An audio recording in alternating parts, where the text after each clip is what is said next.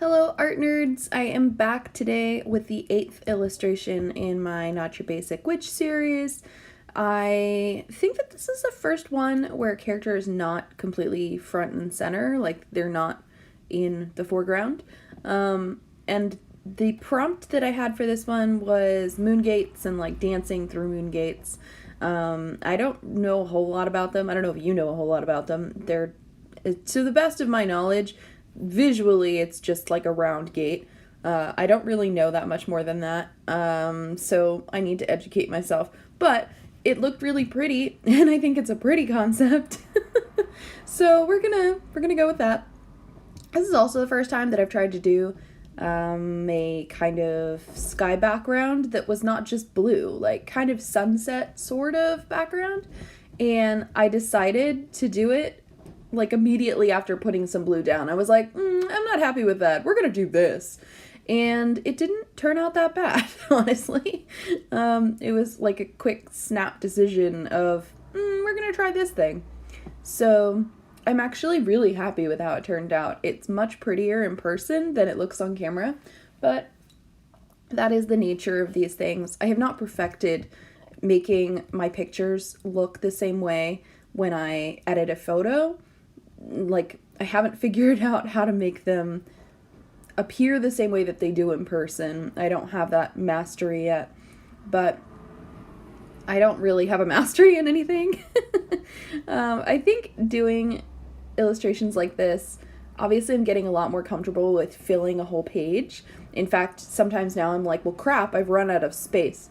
So that was an interesting change for me in the last week-ish. The other thing is that I am doing things because I know that I want them to be there, but that I don't know how to do them. Like, I don't really know how to do a sunset. I'm not really mad at that for a first attempt. It was actually really fun. And if I have to do one again in the near future, I know what I'll do, even if it's not like correct from a like physics or just it doesn't work like in a lighting way. I still really like how it looks. I'm willing to suspend logic because I don't, know what I'm doing anyway, so we're not gonna add logic to art. That seems silly. The other thing is that with the water, like with the stream sort of thing that she's standing in, I don't really know how to draw a body of water that's moving. So I did lots of like squigglies and happy things. Basically I did exactly the same thing that I'm doing in the clouds, which is another thing that I don't really know how to draw, that I'm just kind of winging and practicing and seeing how I don't like it one way or how I do like it another way.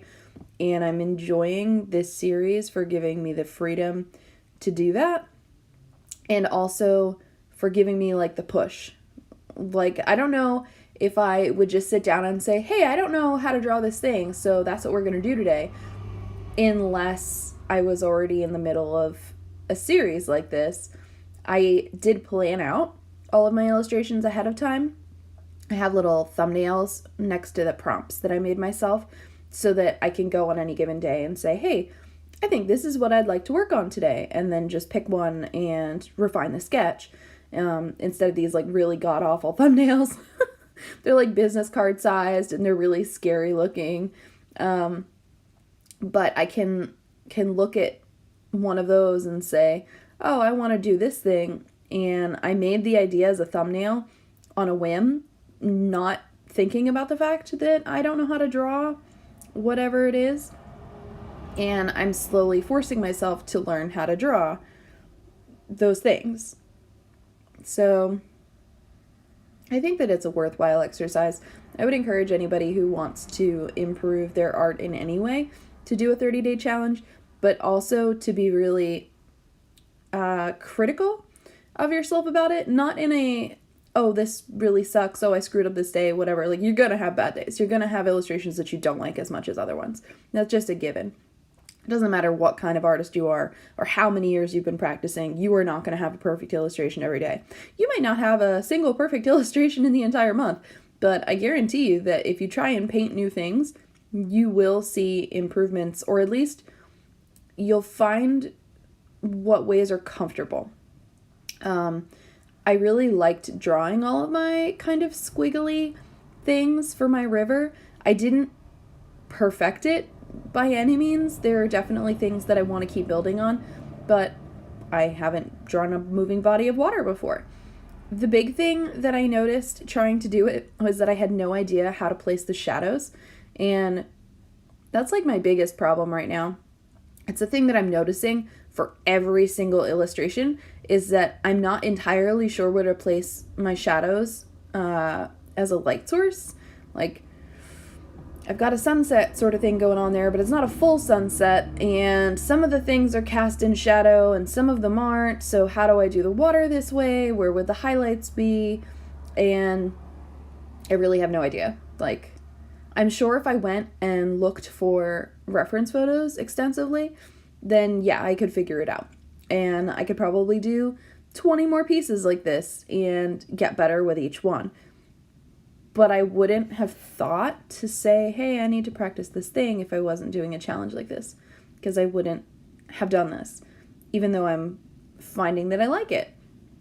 And yeah, that's my moral of the story. Go draw something, go paint something, go make a silly challenge, even if it's only for yourself, and even if no one's paying attention, just go and make a silly challenge, because anything that I'm learning right now will apply to my work in all of the months after this, even after I'm done doing a silly challenge. Like, I really do have a list going of, oh, this is a thing that I should practice. Oh, this is a thing I should practice.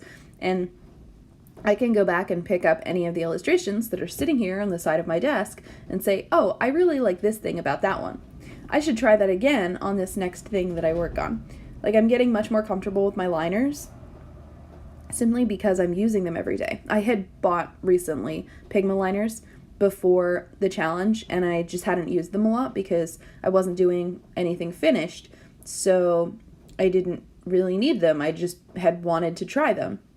But now I'm using them every day, and I'm figuring out, oh, I really like this size, or I really like this size. Oh, I don't use that size, because I had gotten like a bundle of them with a bunch of different sizes.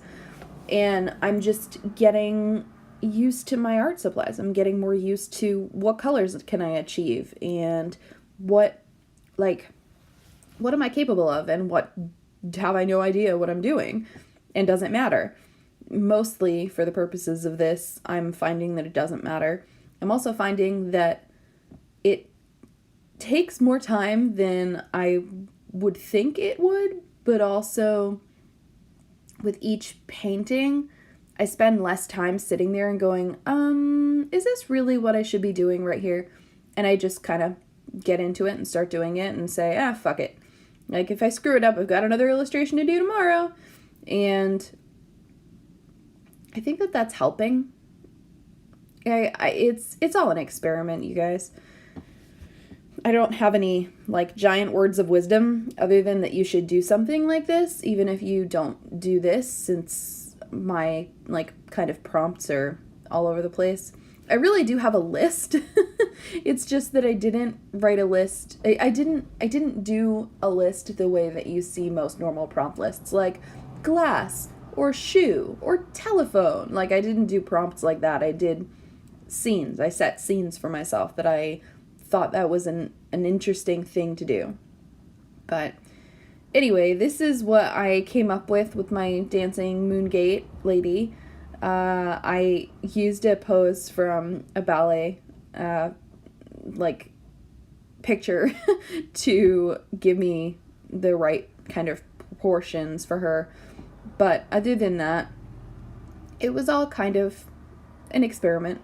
So this is what I came up with. I do really like the texture of my watercolor paper seeping through all of the layers. It's really bizarre and just strange with the way that the paint is pooling. In any case, that's what I've got. That's what I made. I hope you enjoy it. I hope you follow me along for the next days and check out the previous videos. You're awesome. Thank you for being here. And yeah, you should go make something because that would be lovely. Bye, guys!